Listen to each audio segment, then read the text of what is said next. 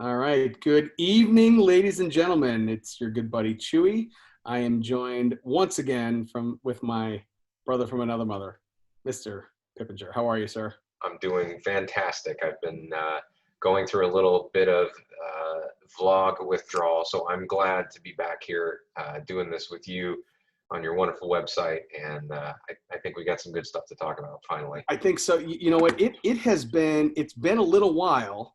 Let's see. The last time we got together, which actually was the last episode of the podcast or the vlog or what have you, was July 18th. So it has been a minute, which is entirely too long. So Way too long. We apologize to our fan out there. Yeah. I'm sorry, sir. Yeah, sorry that you had to go so long without sitting through another 48-minute video blog of real quick before we get into to tonight's topic. What have you been up to since July?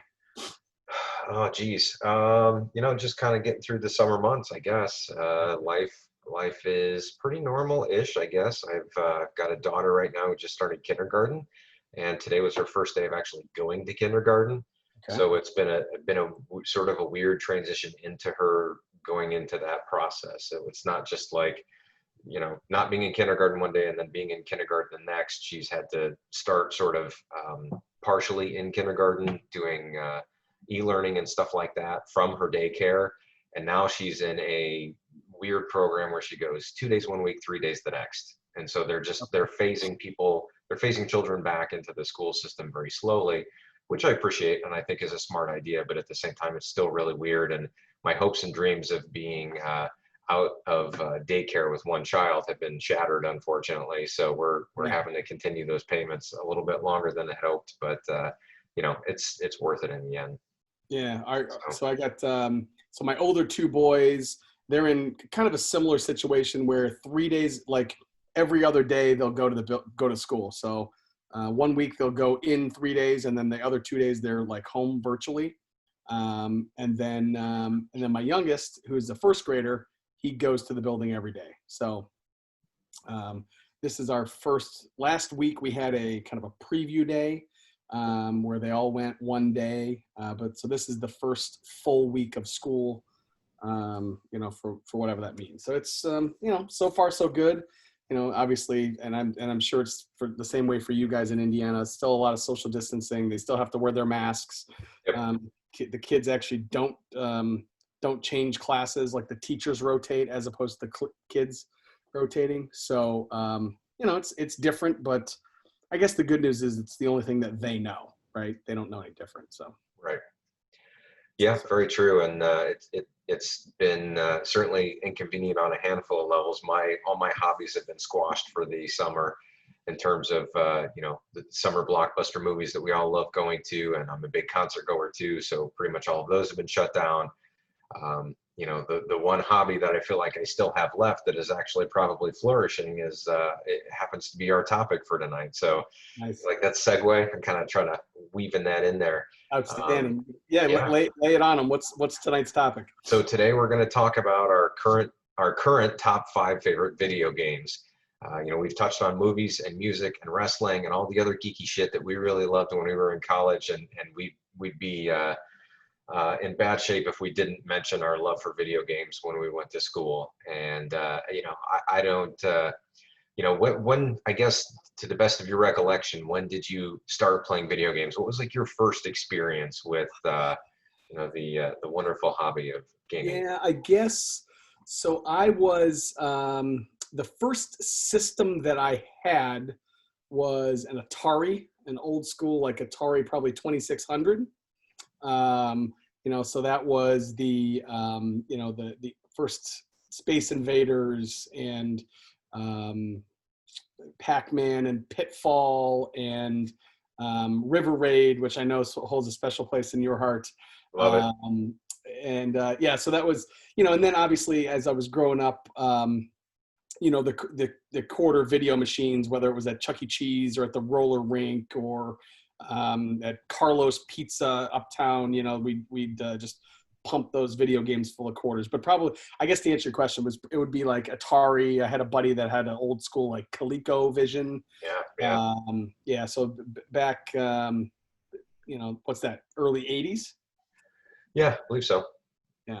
Yeah, it's interesting. I feel like we're part of sort of a generation that has been here for all the console gaming, which is when the gaming industry got just blown up. Yeah. We were young when we're children of the '80s, right? We're both in our early-ish to mid 40s, and we were around when Atari came out. We were very young back then, and we're probably sort of one of the last generations that was around for that still probably regularly plays video games. I mean, Mm-hmm. I'd like to say I regularly play. I don't regularly play, although I've been playing a little bit more lately.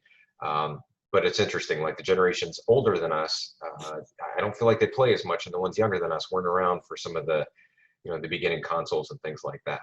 So that's kind of interesting. But I'm curious, are you playing it all now? And if so, what are you playing right now? Or what was the most recent game that you played that you really liked? You know what? I don't play a ton of traditional video games now. Every once in a while, I'll jump on the PS4 or the Xbox with my kids, and they'll get me to play, Fortnite or one of these kind of things. Mm-hmm. But it has been a long time since I've played with any regularity. I do play several like mobile games on my phone these Sure. days, Yeah. which obviously is, we've got this thing in our pocket all the time, right? So, Yeah. so I play a lot of kind of turn-based, those kind of old school turn-based strategy games. There's essentially it's the same game that I play 3 different varieties of. There's a Star Wars version, a Marvel version, and a DC version. And, you're kind of, building characters and collecting characters and ranking up characters. It's kind of it's not quite a D&D because there's really not a real story mode to it. Yeah. So yeah, I would say that's really the only quote video gaming that I'm doing these days. With the exception of if I get to a spot where, I can run across an arcade game from my youth, I will certainly stop and play those. There's the one spot that you and I visit when you come to Cleveland, called 16-bit, which is an old school, all you can play old school arcade, right? And they've got all these games. They're all free. As long as you're drinking, you can play. And so when I go there, I will certainly play an occasional video game or two. Sure. And a couple of those games might show up on my list tonight. We'll see. Oh, nice. All right. Excellent. Well, hey, man, without further ado, we could probably just shoot the shit about this for another half an hour, but we should probably get to our list before this turns into an hour and a half long. We could. Before we go there, what are you drinking tonight? Anything good? So tonight's half sober video blog is sponsored by my new, let's see if I can get this here. It's called Opier. It's a gin, which I've mentioned in the past that I really like. I just bought this tonight. It's a brand new venture for me. It's an Oriental London dry gin. I wasn't aware we could say Oriental anymore, but apparently it's on the bottle, so I'm just reading the words. But it's very tasty. How about you? So tonight I've got, I'm not gonna be able to see it, I don't think. I've got crap. That's frustrating. It is a Jack Daniel's single barrel proof. This was actually a gift just recently from my wife. She is a professional photographer, and I professionally build websites. And so I built her website for her. And as payment for building her website, she bought me a bottle of bourbon or of whiskey that she knew that I would like. Ironically enough, our 22-year anniversary was a couple of weeks ago. That's right. Congratulations. Thank you. And this happened to be what I was drinking that night. And so, sure enough, 2 weeks later, she bought me a bottle as a thank you. 22 years. Good grief. Yeah. We should do a video blog on whatever we remember from that night, because that was a long time ago. It would be a very short list of things. I got a couple of memories from that. Not a lot, but a couple of them. All right. Well, hey, you came up with the topic, so I will let you go. If I just to kind of set the ground rules, this is video games across any platform, across Yep. console, stand-up arcade, computer, what have you, any time period, and we're gonna limit it to our top 5 plus 1 honorable mention. Yep. All right. Well, I will start with number 5. We'll get to our honorable mention maybe after we work our way up the ladder. But Okay. my number 5 is a game that came out in 2002 and sort of took the world by storm, made by Rockstar Games. And this was the first game of its kind that I played personally, and I fell in love with it. And to this day, still think it's one of the greatest games I ever played, and that is Grand Theft Auto Vice City. Um, Yes. this game was an incredible. It was the first time I ever played what we now commonly refer to as an open world game, where you could basically just go anywhere you wanted to. It was a completely 3D environment. I mean, I can't imagine anybody watching this doesn't know what we're talking about, so it doesn't do a lot to describe it. But I mean, the game is filled with allusions to the 80s, neon lights and outlandish characters with an incredible voice cast. I mean, you've got the likes of Ray Liotta, you've got Tom Sizemore, Dennis Hopper, Burt Reynolds. Yes, Burt Reynolds was a voice talent for a Grand Theft Auto video game. Imagine that. Louis Guzman, Philip Michael Thomas from Miami Vice fame, Danny Trejo, Gary Busey, Lee Majors, Debbie Harry from Blondie, Jenna Jameson, Lawrence Taylor, and that's just scraping the surface. It was a great storyline. It was a third-person action game that allows you to shoot people and steal cars and complete missions for cash, and running from the cops was just this exhilarating experience that really got your blood pumping. And I love the fact that it borrowed so heavily from Scarface and Miami Vice and all things 80s. And to me, it was just a great game that combined a really fun story and a very, very unique style of gameplay that before then I had never been exposed to. And this is one of those games where, my mind would just get so enveloped in what was going on that I would go to bed and I would have dreams. I would have visions about this game, and I just couldn't ever get it out of my head until I got through it. And it's one of my favorite games that I've ever played. So that's my awesome. number 5. Yeah, that was. I don't know that I ever beat that game, but that is one of the few open world games that I actually did log quite a bit of time on. And so, yeah, that's a great game. That series, that's one of those things where, if I had the time, I would love to just sit down and kind of just play through that entire series. But the problem is you're talking hundreds and hundreds of hours. Yes. Yeah. I tend to be a completionist when it comes to video games or collecting or those kind of things. And so I would not be comfortable just like playing through the single player thing. I would have to, get every side mission and every this, that, and the other thing. So I know that when I sit down to a game like that, it's going to take me kind of forever and a day to get through it. So. Yeah, and by the way, I played it on PS2, so I'm going to try to specify what specific medium, because some of these games are obviously from PC to multi-console to whatever. So that was my number 5. That's a good one. All right, so my number 5 is a 1997 Nintendo 64 game.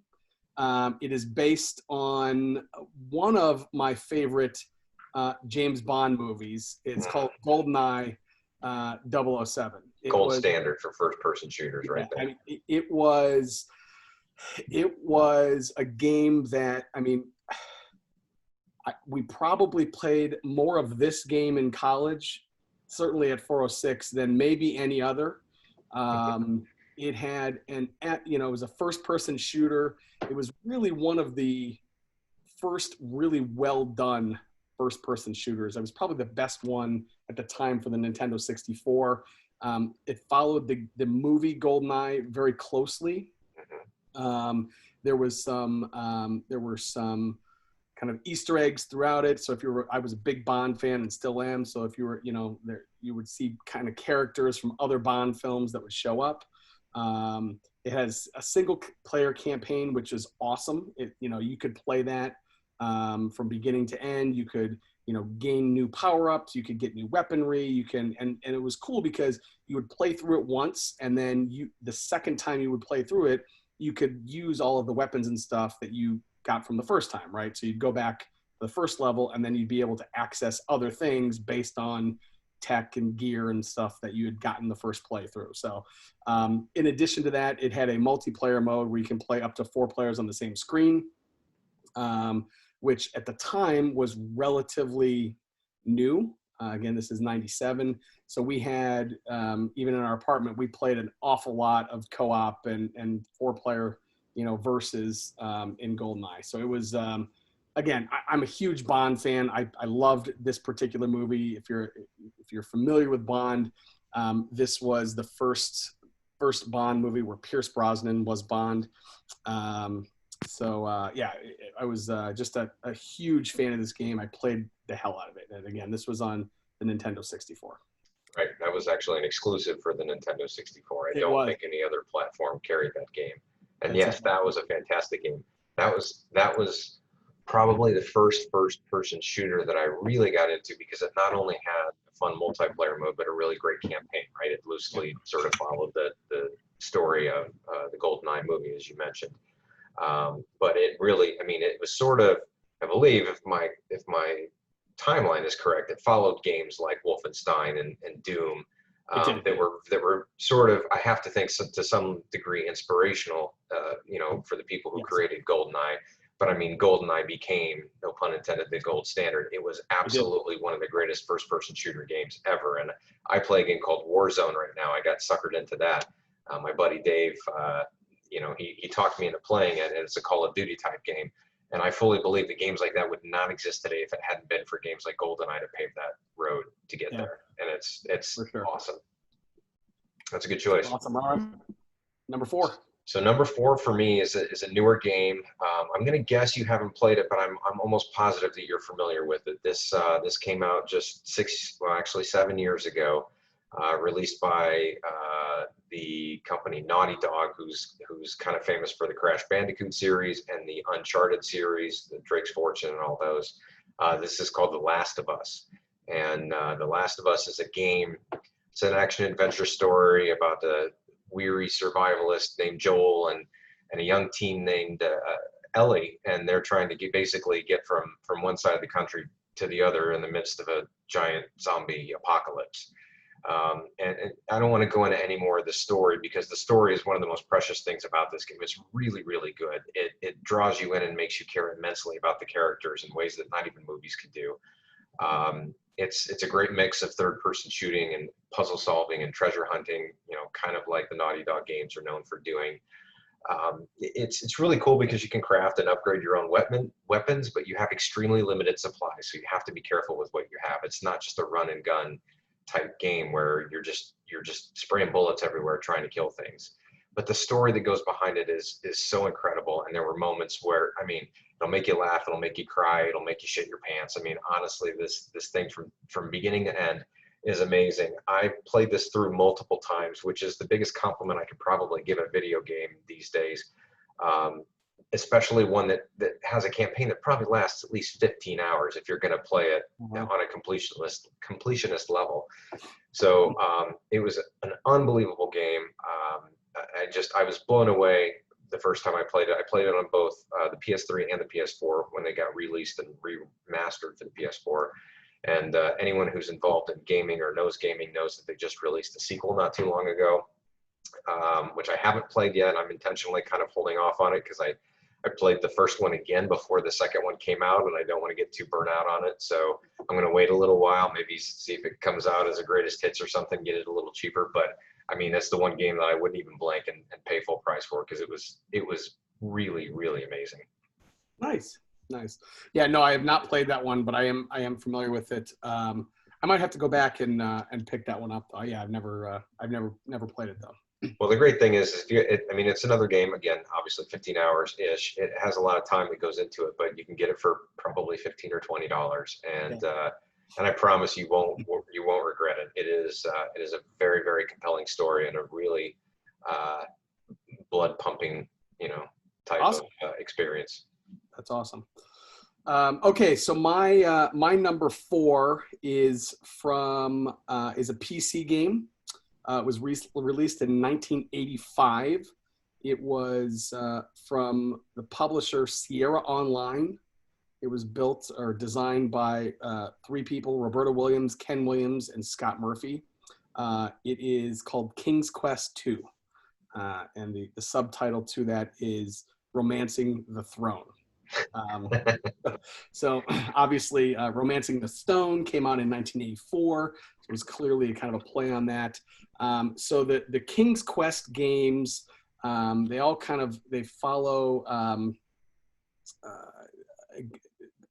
This one follows King Graham, and you have to go on a quest, and you have to find three kind of magical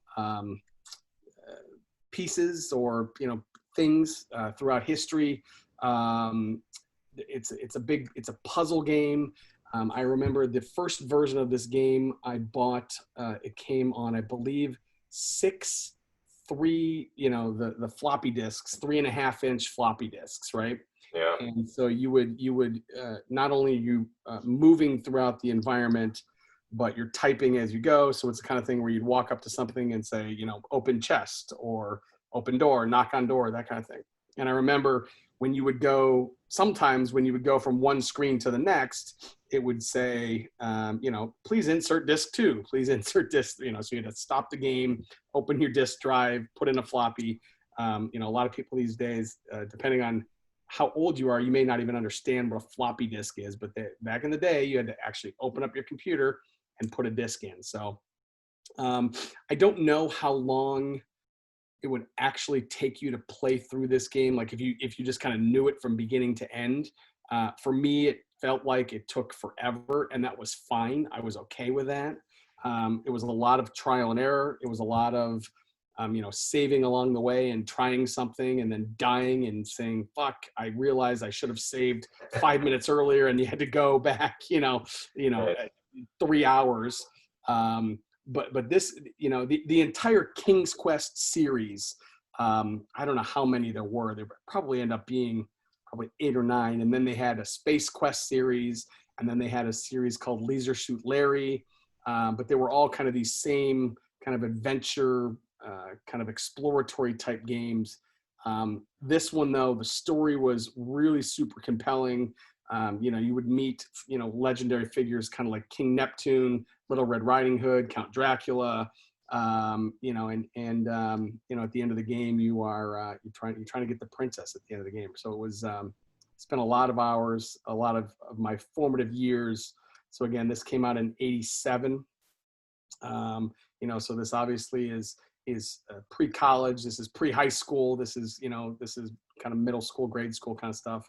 And it was, probably one of the first computers I even, home PCs that I ever even had. Right. So it was a DOS-based game the first time I had it. And yeah, I just bring to this day, when I hear that 16-bit music, it brings back a lot of memories. So great game. That's awesome. That's super cool. I unfortunately, I didn't play that. I wasn't much of a PC gamer even when I had a PC when I was younger. The only game I ever played on PC that I remember was a game called Loom, which is it's made by LucasArts, interestingly enough. But it was a similar adventure in that it was like a point and click type adventure, and you had to kind of puzzle solve your way through. But it was this weird sci-fi type thing. But I never played King's Quest, but I did look it up while you were talking. You can get the 7-game collection of King's Quest on Steam for a whopping $20. Can you really? If you ever choose to revisit, your favorite second game and want to go back and play the other ones as well. I don't know if they've been remastered or what the story is. It was released back in 2006, so there was probably something there. Here's a silly question. I don't even know what Steam is. What's Steam? So Steam is basically an online store where they sell PC games. So if you want to buy games for your PCs, but you want to download them instead of purchasing hard copies in the stores, that's where you can do that. Now, I don't know if they have everything. Certainly, I think there may be some games like that. Blizzard is a popular developer who does like the Warcraft series and stuff like that. I don't know if all those are available on Steam. Some of the major publishers probably keep all that stuff in house, but any PC game you could ever want, a lot of that stuff is on Steam, and that's a good place to get it. So that's cool. Yeah. I kind of get that. That shows you kind of how long it's been since I played a PC game. I didn't know what it was. Yeah. Okay. Cool. Nice. Okay. Well, cool. Well, so moving into more familiar yet older territory, I think I told you before we started this, I sort of inadvertently created a chronological creep towards number one, but we're going backwards in time, with the exception of Grand Theft Auto and Last of Us. Those that, you know, The Last of Us came out after that. So, but going back into my formidable high school years with pimples and all, released for the Super Nintendo system in 1991, right before Christmas, was probably one of the greatest games. It certainly at the time was the greatest game I had ever played, and that is A Legend of Zelda: A Link to the Past. I think if I had to compare this game to a wrestling match, it would be Macho Man versus Steamboat. It's commonly regarded as one of the greatest video games that has ever been created. It was the first Zelda entry on the new 16-bit Super Nintendo system. You know, they had sort of reverted back to a similar style of gameplay as the original Zelda, versus the sequel to Zelda, which was also on the regular Nintendo, the 8-bit Nintendo, which was a little bit more side-scrolling and very different from the very first game. But they kind of went back to the well a little bit in terms of gameplay. But of course, you take your graphics and your sound and you upgrade it to a 16-bit system and 4 extra buttons on your controller, and it makes the world of difference. You know, featured only weapons and the ability to travel between the light and the dark world, which became a big motif for a lot of the Zelda games that would follow. But I remember playing this game obsessively and just loving the graphic upgrade and the music behind the game. And it had a really, I shouldn't say it had a really cool storyline, because I feel like every Zelda storyline is exactly the same. You're Link and you're trying to beat up Ganon and not, you know, try to save Zelda and all that stuff. But it was just a fantastic game that was just fun to run around the entire world and try to discover things back in the day where you didn't have you know, maps and things like that at your disposal quite as easily as we can go to YouTube and do a walkthrough and all that stuff. It was the perfect size game where it wasn't too big that you felt overwhelmed, but it was big enough that you wanted to explore the entire world. And I thought they did such a great job with it. That was my number 3. Awesome. Yeah. I was a Sega guy growing up, and then PS4. Not that I never had Nintendo, but like Nintendo was just kind of not my thing, right? And so I certainly played the Zelda games, you know, at buddies' houses or those kind of things. But I don't think I ever played one all the way through. You know, I'm not one of the people that has, you know, that they're super high on my list. And again, it's not because they're not great games. It's just I didn't play them. So. Sure. I mean, if you had one system, there was no point in having the other for the most part. Right. No, back then, no. It was a little bit obnoxious in the early 90s. Now it's pretty common to have all that stuff on your computer and an emulator. But yeah, it's one that I haven't revisited a lot, but it's mostly just because I'm a bit of a purist. I'm not going to go back to that game and play it on a PC. Like, it has to be on a Super Nintendo, and it has to be, or I mean, it could be on a Switch if I downloaded it there. I would certainly do that as well. But many games of the Zelda family that came after that were patterned after that style of play. Okay. Because they really hit the jackpot on that one. All right. Okay, so my number, I guess my number 3. 3. Yeah. So I went with the Nintendo 64. Then I went with a PC. I'm actually going with another PC game. This is a 1997 game. You mentioned Blizzard. This one is called Diablo. Diablo was a. You swerved me on that one. I thought for sure you were going Warcraft. Warcraft. Warcraft or Warcraft 2 would have been. Good night, bud.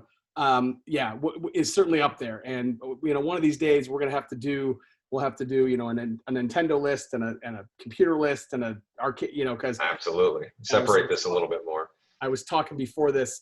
I sent you a text. I go, dude, this has been possible to get to 5 + 1 because I've got like hundreds. But anyways, Warcraft would have been up there. Diablo, again, was kind of a hack and slash dungeon crawl. You'd go through, you kind of pick your character. You would kind of grow your character, level them up, level your character, level your skills, level your gear, that kind of thing. Had a single player mode, had a multiplayer mode through what they called BlizzardNet, which was kind of the first, I think one of the kind of first big multiplayer online portals, right? Where you'd go on and you'd meet people from around the world and you can actually communicate via chat rooms and stuff via BlizzardNet. This game had so much replay value because so you'd play through the campaign and then you would go into BlizzardNet and you could play the game. And what people would do was they would mod the game, so you could they actually had a Middle Earth mod where you could go and you could play kind of in the Lord of the Rings version of Diablo. All the characters looked like orcs and elves and those kind of things. But the one thing that I really loved about it was on the internet, they would come up with kind of like alternate game modes or ways to play, right? So as an example, you had a wizard or a mage, and you would say, okay, if you're going to play, you would play what's called Beyond Naked Maging. What it meant was you were not allowed to use any gear, and in fact, you had to use gear that would decrease your stats.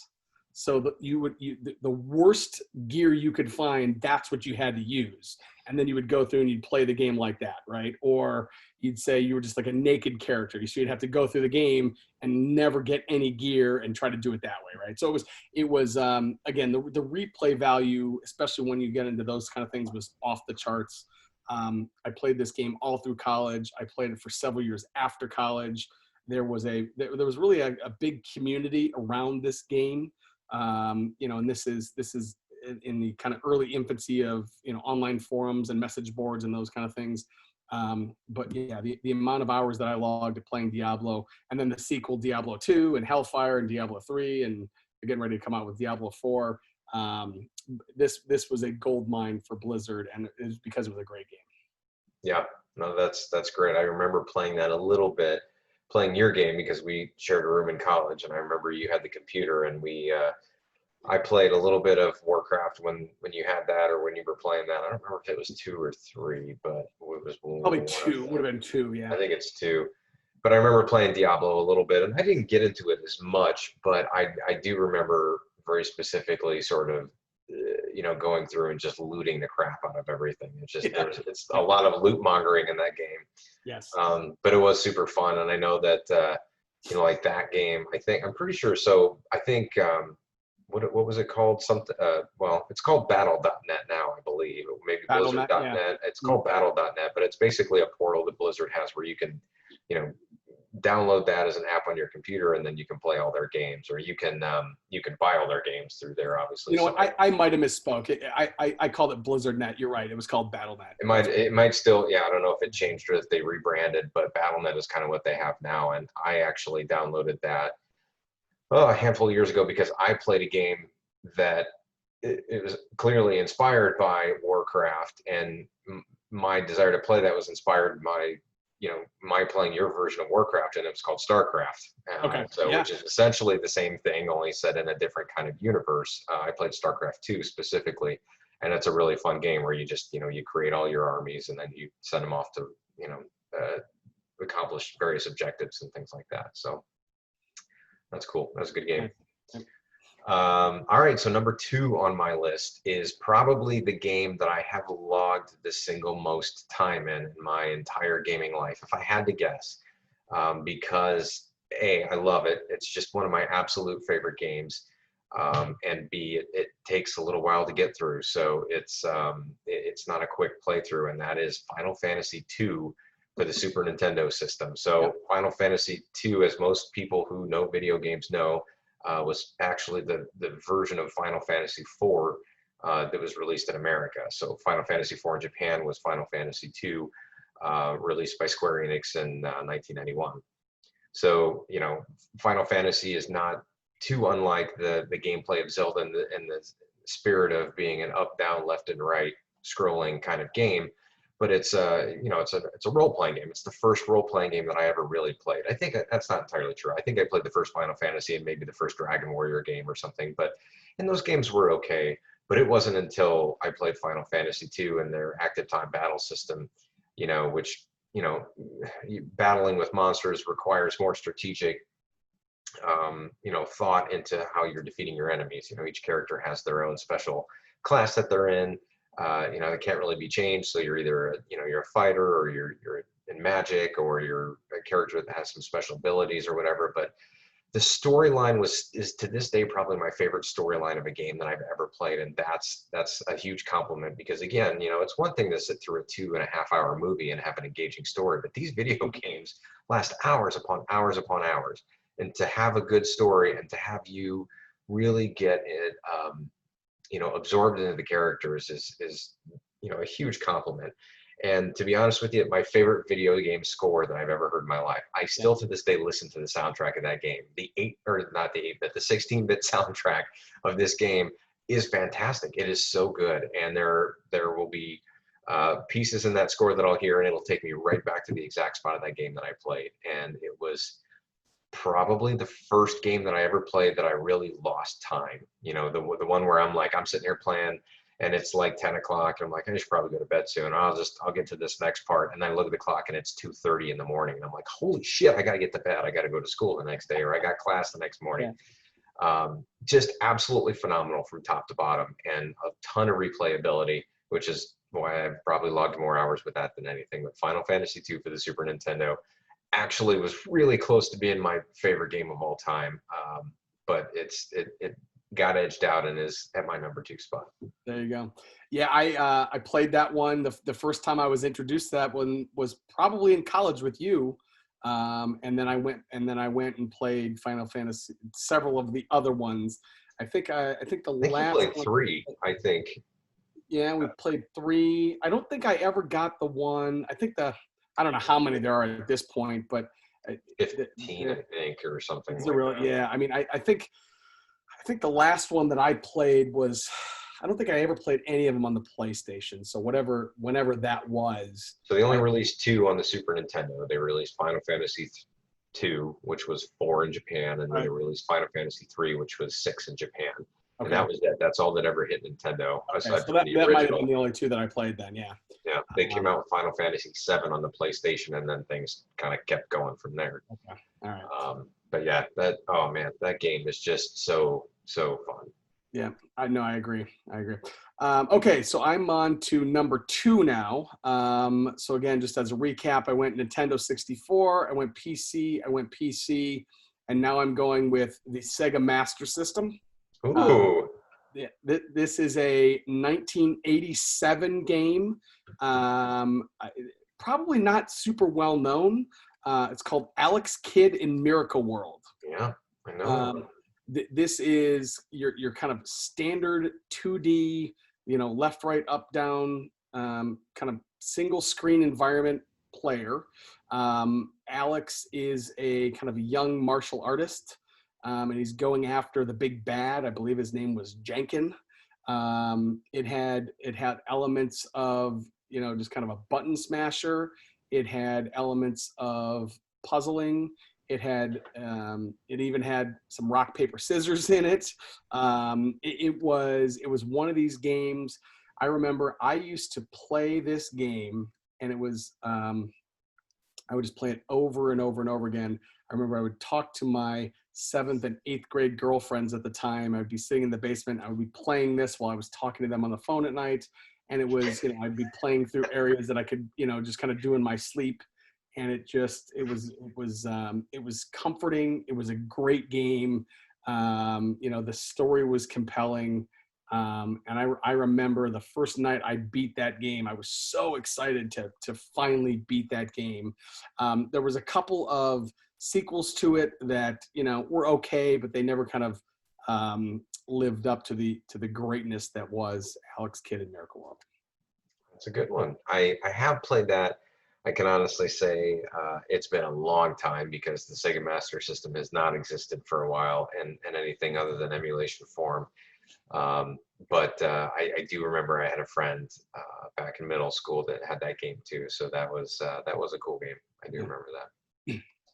So is there any chance that we don't have the same number 1 game? Because if I really feel a strong connection, that we probably, and to be honest with you, like most things in my life, I feel like I owe this one to you too. Like this is, you are the one that made me realize that this is the maybe the simplest but yet greatest game that has ever been created.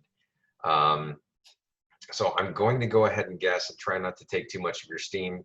Maybe this can just be an open conversation if it's just number one, but it's got to be Miss Pac-Man, right? Miss Pac-Man, It is. absolutely. And that's It all is you, man. absolutely Miss Pac-Man, yes. That is all you. I don't remember the first time, but I just remember the first time that I was sort of re-exposed to Miss Pac-Man. I think you were playing it, and I just and you were just so matter of fact about, yeah, of course it's the greatest game ever, and you would play this, and I'm just, I don't know, like I got sucked in, I got absorbed in Miss Did Pac-Man. they It's, have that game at Mars? I don't know. See, that's the thing. We would have had to have played it in college somewhere, but I don't know where because I don't honestly remember ever seeing a stand-up arcade game in Bloomington. But it had to be there somewhere. Maybe it was at the Vid or something like that. I don't know. Yeah.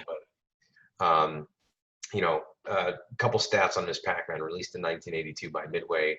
Really interesting story behind it because it was originally developed by a company called General Computer Corporation as a mod to Pac-Man. They were ripping off other big games like Space Invaders and Pac-Man and stuff. They would take the original game boards to these games and they would attach their own electronics to it and mod the games, and they would make a fortune off of it. And at college, I don't remember, and maybe MIT or some college like that. And then they ended up in hot water. Obviously, they got sued for it, or they got taken to court for it, and they were forced to present it to Midway, who ended up buying it from them and hiring them and releasing it. There's a really cool recap of the story for anybody who hasn't seen this. There's a 6-part documentary on Netflix called High Score, and it takes you through the chronology of video games from the stand-up arcades to the at-home consoles to kind of where we are today with a lot of the online gaming and stuff. And that little bit, I think it may be in the second episode or the first, I don't know. It's really, really fascinating and really cool. But this game is amazing because it's very simple. It's not hard. It's eat the pellets and don't die.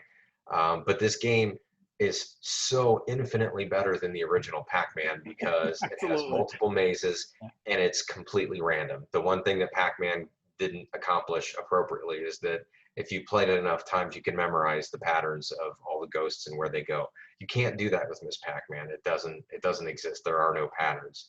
So to sit down and get a good score on Miss Pac-Man is something to really be proud of. I think maybe 130,000 would be my best right now. I mean, I haven't given it a good solid college try in a while, but it is absolutely by far the most game face I ever have, with one hand behind my back and I'm focused and I've got a beer over here, but I'm not drinking it while I'm playing Miss Pac-Man because I'm focused, and that fucking red ghost, every time he finds me, and it's Blinky or whatever his damn name is, man, he's a real dick.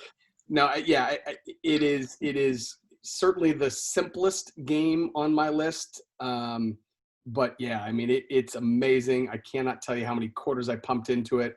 So I had, I was very lucky growing up. I had a friend of mine who lived in my neighborhood that had, in his basement, he had a huge, huge, huge house. And in his basement, he had 12 or 13 stand-up arcade games. And Miss Pac-Man happened to be one of them. And so I got to play that, quarter free as much as I wanted to. I will say that the best version of Miss Pac-Man is the one that is tag teamed with Galaga, because Galaga is another game that is, very high on my list. But yeah, you're right. I mean, multiple mazes. There was versions of it where it was faster than others, right? Just kind of out of the box, you could play it faster, which was good. Yeah. You would go through kind of a regular progression. I think the first one was pink, and then you went to blue, and then you went to red, and then you went back to blue. But the key to getting a really good high score is getting the ghosts, right? So you eat the pellets and you got to get all 5, or was it 4 or 5 ghosts? And then you get the whatever fruit is kind of flying around, right? Whether it's an apple or a watermelon or what have you. But there is a finite score on every single level that you can get. And so, you know, if you can go through and get a perfect level, to this day, it gives me a great amount of joy to get a perfect level on Miss Pac-Man. I Great. believe, if I'm not mistaken, 14,600 points is what you can get on the first level I if you think get that's all the correct. fruit Yes. and all the ghosts. I think that's correct. Yes. And that's sort of my standard, right? Like if I don't get out of there with 14,600 points, I'm like, this is not going to be a good game. Yep. Yep. But it's no, it's fantastic, and I agree. Like the faster paced version of that game is the much better version, right? Because Yeah. it allows you to sort of react quicker to some of what's Yep. going on. And you know, I'll play that game, but I'll get real picky about it. If the action on the controller is not just right, not like worth if it it. Yeah. doesn't, if it's too loose or too tight, I'm just it doesn't. It throws off my game totally, and I won't want to play it. But oh man, that game is just fantastic. If I could have one game in my basement, like That's one the one, Phantom right? arcade game, it's that one. And they're doing like I don't remember what the company's called, but like Walmart sells them like those half or those 3/4 size cabinets where Yeah. they're selling them for like $500, and you can get a Miss Pac-Man one right now. And I haven't played it yet. Like I want to feel it out to see what it feels like. But if it feels good, I would probably get that. That, or I would just save my pennies and buy a Miss Pac-Man Galaga machine off of Amazon. But you're probably going to pay upwards in the neighborhood of $3,000 for one of Yeah, those right I now. think so. In fact, ironically enough, I looked today on eBay, and yeah, they're about 3,500, 3,200. Yeah, depending on the condition. Plus, you got to ship it from wherever it is. So yeah. Right. Oh yeah, for sure. Well, it's uneventful, but I'm glad that we are so in sync. It I doesn't agree. surprise me on any level.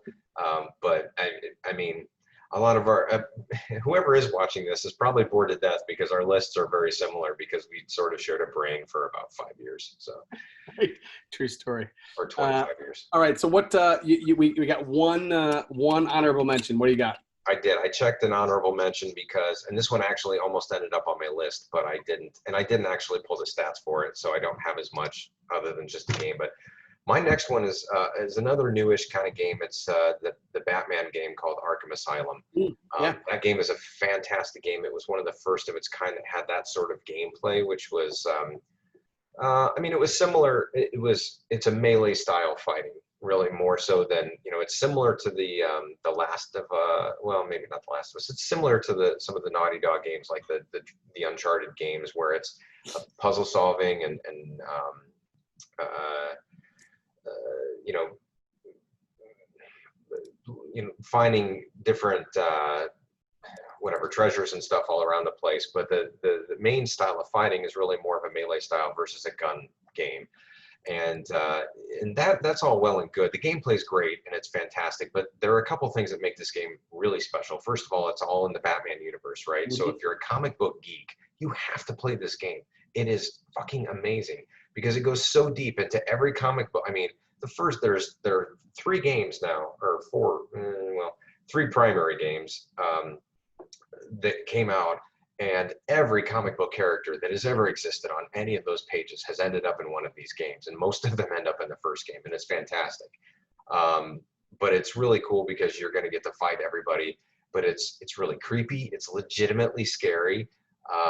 It's a Metroidvania type situation where you're going to come up against a lot of places in a map where almost immediately you'll see that, but you won't be able to access it. So you'll have to come back to it at some point once you unlock a new weapon or a new gadget or a new doorway or whatever have you. But so that's really cool. And then of course the voice acting is phenomenal. You've got Kevin Conroy, who is very famous for doing the animated Batman, and none other than my hero, Mark Hamill, as the Joker, who just absolutely crushes his performance in this game, and the future and the following games that he's in as well. It's just unbelievable, and I can't recommend this game enough. It doesn't. I replayed it recently, and it's really good. It was really tough. It wasn't actually until I remembered Vice City that I bumped this game from my list because it was that close to being on. But that game is fucking amazing. It's really good. That's one of the, I'll call this a newer game that I have actually played. I have played through that. In fact, when I bought my PlayStation relatively soon after that, this came in a bundle, right? And it was a bundle of 2 or 3 or 4 of them, and I didn't get through the other ones just from time, but I have all 3 or 4 of them, and Yeah. Yes, I agree. Great games. I'm a huge Batman fan. I'm a bigger Joker fan. When you talk about great Joker performances, I would probably put Heath Ledger at the top of that list, but I would probably put Mark Hamill number two. That's not to say that there's not some other really amazing Joker performances, but Sure. that character is iconic. That's probably my all-time favorite villain, like period paragraph, right? In any, not Oh, just in sure. DC, but just like the Joker is Well, that probably that might be another list because it might be. if you put him Yeah. above Darth Vader, then I feel like we're gonna have to hash some stuff out, right? That's Because that's fine. That's fine. I probably would put the Joker above Darth Vader. wow, that's I crazy. probably would. I probably would. I don't know. I'd have to think about it. I think here. Well, here's why, right? Because we got the redemption of Darth Vader. We never got the redemption of Joker. Right? That, and I think the Joker is a more dynamic character Yeah. because you can have multiple actors play him, and you can sort of get excited about that version of him versus Darth Vader, who is very. If he's not Darth Vader, if he's not voiced by James Earl Jones, I Right. don't want anything to do with him. Right. Um, Yeah. but That, yeah, the right. Batman games are fantastic. Can't recommend them enough. Arkham Asylum is the first one. Arkham City is the second one. There's another one called Arkham Origins, but I think that one actually wasn't made by the same company, so that's typically skipped. But Arkham Knight is the last one that they made for PS4, and it is fantastic. It's centered around the Arkham Knight, which is not Batman, and the mystery of who he is. And I won't reveal it here for anybody who hasn't played it, but it's a really cool reveal that anyone who reads the comics would certainly, I think, appreciate. So Very cool. check them all out. Yeah. Okay, so my and again, I had, as I was going through this, I had just literally hundreds of games that I could have put on here. I had to go with I just went based on hours logged for this was kind of my tiebreaker, right? And I think we might have even mentioned it. It's Mario Kart 64. I mean, Oh, nice. this game, the Mario Kart games, if you're not familiar, I'm sure you are. They're just kind of standard racing games using the Mario characters. So you got Mario and Peach and Bowser and Luigi and what have you. This was a game that. So in fact, I remember we used to play a ton of Mario Kart for the Super Nintendo when we were in Teeter.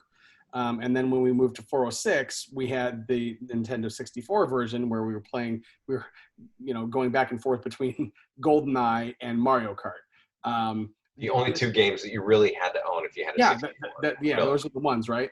And I remember we would play this game just over and over and over again.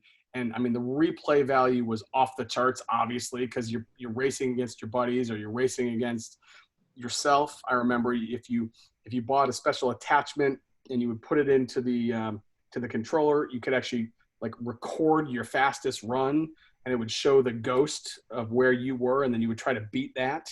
There was all sorts of special kind of shortcuts that you could take. I remember on Rainbow Road, there was right at the beginning, you could actually jump off the thing and fly through the air and then land on. But if you missed, you were fucked and you were done. Hated Rainbow Road. Yeah. So hard. There was Rainbow Road, and then there was one that I remember where you could kind of hop over a wall and kind of cut out 3/4 of the track. But the amount of time that you, me, and Buford specifically played this game, I mean, just hours on hours on, and we would be having parties at the house, and we'd still be playing Mario Kart and drunken fights we would get into about all that. I mean, it was crazy. It was so good though. But just an amazing and my kids to this day play whatever version of Mario Kart is today. They've got one. But I tell you, none of them really hold a candle to Mario Kart 64. It was amazing. Yeah, that was the cream of the crop for sure. Well, hey, we've been chatting a long time. What are we close to? 45 minutes? We're actually closer to an hour and 2 minutes. That's awesome. That's awesome. So I don't know if our fan is still with us, but if you are, I owe you a drink, buddy. But this has been awesome. And hey, we got to make sure that we don't go from July till late, mid-September again, right? Well, that's part of the reason this lasted over an hour, right? We had a lot to catch up on, for sure. Right. So, no. All right. Well, hey, we will see you again soon. And this is Chewie saying goodbye. adios. All right. Have a good one, guys. We'll see you. All right. Love you, man. See ya. You too. Bye.